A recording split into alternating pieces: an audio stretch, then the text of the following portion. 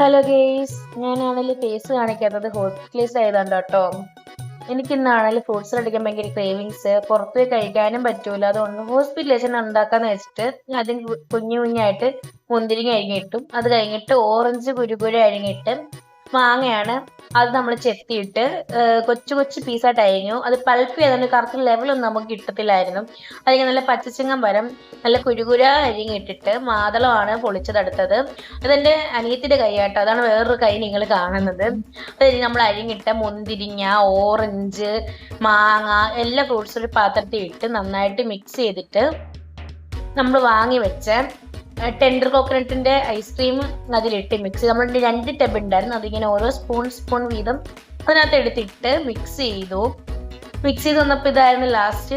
അങ്ങനെ ഇത് കഴിച്ചപ്പോൾ അടിപൊളി ടേസ്റ്റ് ആയിരുന്നു. ഞങ്ങൾക്ക് 2 പേർക്കും ഇഷ്ടപ്പെട്ടടാ. അപ്പൊ ഇന്ന് എത്ര നാളെ കാണാം. ബൈ.